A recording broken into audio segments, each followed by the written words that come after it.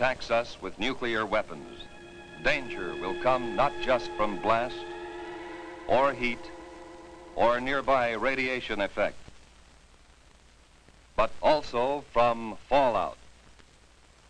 Fallout which may occur miles and miles away from the blast.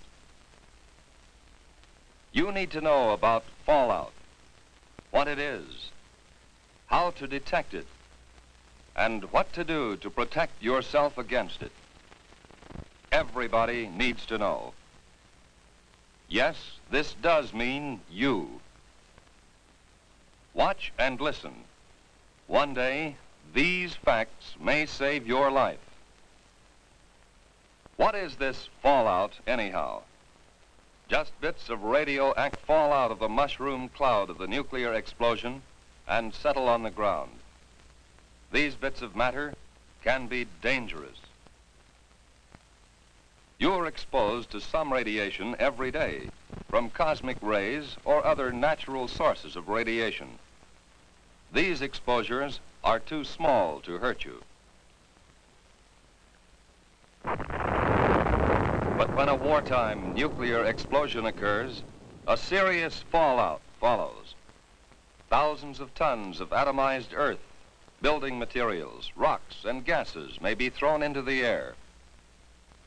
And the mushroom cloud containing them sometimes moves as high as 100,000 feet, nearly 20 miles up. Some of the radioactive particles spill out near the explosion site. Others may be carried for 10, 50, 100 miles or more. But how will you know if there is fallout? You can't hear, smell, taste, or see the radiation. But you yourself can detect the fallout particles that produce it. The easiest time to do this without special instruments is when the fallout is settling through the air. This starts any time from about 1/2 hour to several hours after the explosion, depending on how far away you are, and it continues to fall for an hour or longer. Usually you can see the fallout, so if there has been an explosion of a nuclear weapon within a few hundred miles of you, you should suspect every unusual concentration of dust in the air of being fallout. After an explosion in daylight, watch any unusual accumulation of dust. At night, put a white or light-colored plate outside. Examine it every 15 minutes or so. If dust is accumulated on the plate, treat it as fallout. The particles in that fallout behave like miniature X-ray machines, sending out radiation in all directions. If there are many particles, and if you are exposed to them long enough, you will be hurt. Others will be watching for that fallout, of course. Experts will estimate the probable path and speed of approaching fallout and try to keep you posted. But it may come before you hear any details by radio or otherwise. You must take precautions, whether you hear their reports or not. If radio stations are operating, you will hear reports, especially on the Conelrad frequencies 640 or 1240 on your AM dial. As soon as it is safe for specially protected crews to get out into the open, these highly trained civil defense radiation detection teams will make a thorough check of radiation levels and characteristics. Those facts will be relayed to you by radio as fast as they come into civil defense headquarters in your area. Information from the radiation monitoring teams will be combined and analyzed by experts manning a central radiation control point. These experts, who know just how fast harmful radiation reduces in force, can predict when it will be safe for people to come out of shelters and resume normal tasks. We have warned that you may have to act before you get any detailed reports. Just what can you do if fallout comes your way? Find the best shelter you can. The more solid substance you can put between yourself and the fallout, the better. But an ordinary frame house with windows closed will give considerable protection. In a house, it's best to get on the floor, away from doors and windows. Or if you can, find a location with additional walls in the center of the building. A basement is even better if the house has one. Large buildings, such as apartment or office buildings, give good protection. The thick, heavy masonry of their walls and floors makes it hard for radiation to get through. Basements, inside rooms, or corridors on the lower floors are safest. The basement of any house or building will become a good improvised shelter if you block the windows with sandbags and place other sandbags on the floor above the shelter area. If you don't have sandbags, thick, solid layers of books, magazines or newspapers, or even a series of file cabinets standing close to each other can cut the radiation danger. In some parts of the country, there are storm cellars or outside vegetable storage cellars. They may be used as shelters from fallout. If you plan to use such a cellar or your basement or any other shelter, stock it with food and supplies. To equip and supply your shelter area, you need some of the same things you might take on a vacation camping trip. First, sleeping equipment to fit your shelter area. Folding cots or sleeping bags and blankets. Then, food and water. There should be at least a 2-week supply. You'll want plenty of fruit juices and lots of your family's favorite canned foods. The drinking water supply should be rotated often to be sure it's fresh.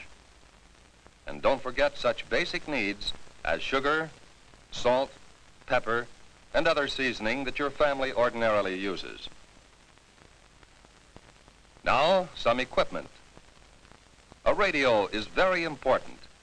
It should be a battery portable with spare batteries. A transistorized radio is best, as the batteries last longer. Next, you need light in the form of flashlights and a battery-operated lantern. Then, a good first aid kit. Now, plates, cups, silverware. A can opener and a bottle opener are important. Add to these things enough closed containers to take care of garbage and human waste. Especially if there will be children in the shelter, include some books and magazines, paper and pencils, maybe 1 or 2 small, simple games. The best protection of all is the special shelter built according to specifications of your local civil defense organization. This has an air filter to allow ventilation, but keep dust out. And it has at least 3 feet of earth over it. It would be a good idea to go right now to your local civil defense office to secure plans for the type of shelter you want, and then to get busy on construction. Plans are simple, using standard materials. So maybe you can do the job yourself. But all this special shelter talk won't help very much if you are caught way out on the open road. If that happens, keep driving until you see a building, which may be a house or barn, church or school. Drive as close to the building as you can. Then get yourself and your family out of the car and take cover in the building. If you live on a farm and have sufficient warning, get your animals under cover and give them enough food and water to last several days. And if you can, cover any piles of hay or harvested crops that may be outside. If the explosion has been some miles away, you will have time to fill tubs and other containers with water before fallout arrives. All locations where outside dust does not penetrate will be safe storage points for water. Whatever kind of shelter you find, settle down and make the best of it. If there are others with you, Help them by being as calm as you can, and don't be discouraged. You can go out for very brief periods if you are well covered and keep the dust off your skin. Wear heavy boots or shoes and pants tucked in or tied around the bottom to keep dust out. If any dust gets on you, brush it off promptly. And when you have a chance, wash it off. That dust can burn your skin. But what happens if you do get exposed to a great deal of fallout? Food or water has been contaminated by the dust, internal damage may occur. When dust has been left on skin, there will be skin burns. When you have been near dust too long, there may be radiation sickness. Exposure can even cause death. If you have had considerable exposure, you will vomit and grow weak.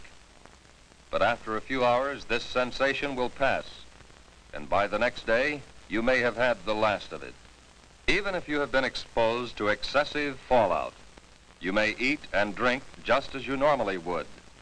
But don't force yourself.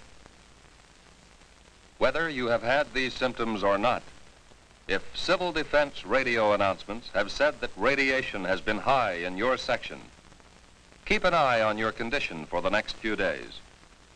Watch especially for these developments in the 2 weeks following exposure. Return of nausea, sore throat, bruise spots developing without any known reason, loss of hair. These conditions, or nosebleed, or diarrhea, should be reported to a doctor or to the nearest first aid station set up under civil defense plans. Unless civil defense teams have warned that your area is still dangerously radioactive, you can get out and work to help yourself and help others. Although fallout can be deadly, your chances of avoiding damage from it are much better if you follow the directions we have given you. During an alert, keep your portable radio tuned to the Conelrad radio frequencies, 640 and 1240 on the AM dial, for the latest reports and advice. Right now, today, before there is an alert, take time to learn the Civil Defense 5 steps to safety. Learn warning signals and what they mean.